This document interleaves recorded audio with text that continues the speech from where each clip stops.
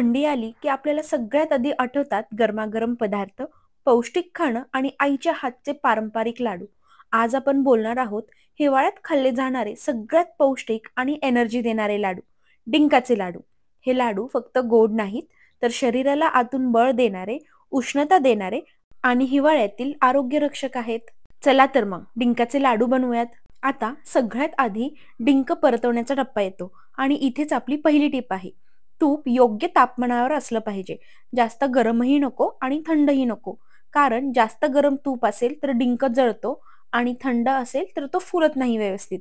योग्य तापमानावर तूप तापून घ्यायचं आणि मूठभर डिंक घालत सगळा डिंक आपल्याला तळून घ्यायचा आहे.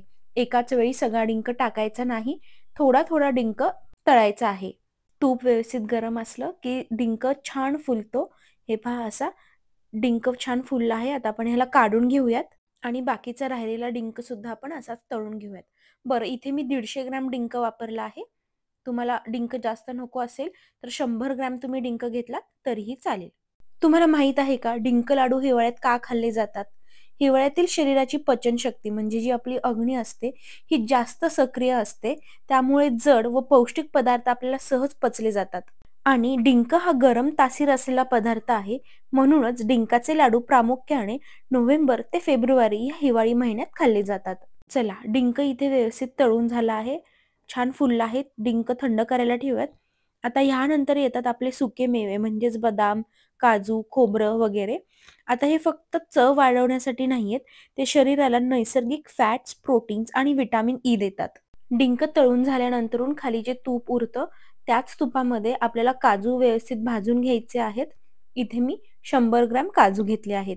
आता डिंक भाजून झाल्यानंतरून तूप फार गरम असतं. गॅस बंद करायचा आणि मग काजू घालायचे. काजू परतायला फार गरमच तूप असलं पाहिजे असं काही नाहीये. काजू हलके असतात, ते पटकन जळतात. त्यामुळे गॅस बंद करायचा किंवा आच मंद करायची आणि मग आपले काजू तुपामध्ये परतून घ्यायचे.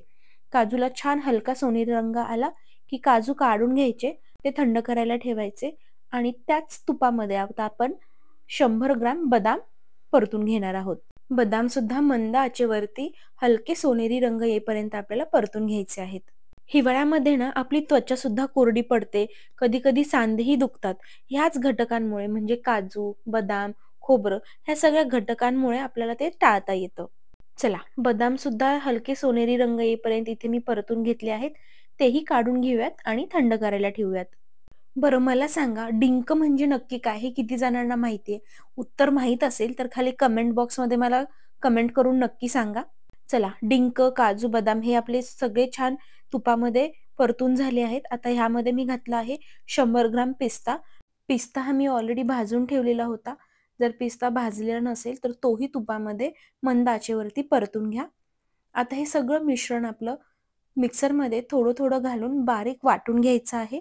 मिक्सरचं जे छोटं भांडं असतं ज्यामध्ये आपण मसाला करतो, ते भांडं घ्यायचं आणि पल्स करत हे बारीक वाटून घ्यायचं. हे पहा, अशा प्रकारे हे बारीक वाटून घ्यायचं आहे. पल्सच करत बारीक वाटायचं. जर एकदम मिक्सर फिरवला तर मिक्सर गरम होतो आणि मग हे काजू बदाम जे असतात त्याच्यामधलं ऑइल ते रिलीज होतं आणि मग डिंकाच्या लाडूला एक विशिष्ट प्रकारचा वास येतो आणि लाडू जास्त काळ टिकतही नाहीत. हे पहा, व्यवस्थित असं बारीक करून घ्यायचं आहे. आता हे इथे थोडंसं घट्ट किंवा चिकट वाटत असेल, पण ह्यामध्ये आपण गूळ आणि खोबरं घातल्यानंतर हे व्यवस्थित होणार आहे. ज्या कढईमध्ये आपण डिंक आणि सुकेमेवे परतून घेतले होते त्याच कढईमध्ये आपल्याला गूळ घालायचा आहे. इथे 375 ग्रॅम गूळ वापरायचा आहे. आता इथे येते आपली दुसरी महत्वाची टीप. गूळ योग्य तापमानावर वितळला पाहिजे. जर गूळ कमी तापवला तर लाडू आपले सैल होतात आणि जास्त तापवला तर लाडू कठीण होतात. त्यामुळे गूळ जेव्हा हलक्या फेसाळ अवस्थेत येतो तेव्हा आपला गुळाचा पाक परफेक्ट झाला आहे असं समजायचं. कढईमध्ये गूळ घातल्यानंतर त्याला सतत हलवत राहायचं आहे, नाहीतर गूळ खाली कढईला चिटकतो. 2 ते 3 मिनिटं झाली की गूळ आपला पूर्णपणे वितळतो. सतत हलवत राहायचं आणि अगदी पुढच्या 5 ते 6 मिनिटामध्ये गूळ फेसळायला लागला की आपला पाक तयार आहे असं समजायचं. हे पहा, हलका हलका फेसाळतोय आणि गुळाचा जो कलर आहे तोही चेंज झाला आहे, हलका डार्क ब्राऊन झाला आहे. गुळाला असे बबल सुटले की गॅस बंद करायचा आणि चेक करायचं. त्याची एक तार झाली की समजायचं आपला गुळाचा पाक तयार आहे. हे पहा, तार तयार होतीये, ह्याचा अर्थ आपला पाक तयार आहे. आता ह्या स्टेजला गॅस बंद करायचा आणि ह्यामध्ये आता आपण घालणार आहोत 1 टीस्पून सुंठ पूड. सुंठ पुडाच्या ऐवजी तुम्ही जायफळ किंवा वेलची पूड हेही घालू शकता. डिलिव्हरी नंतरून स्त्रियांसाठी अतिशय उपयुक्त आहे डिंकाचे लाडू.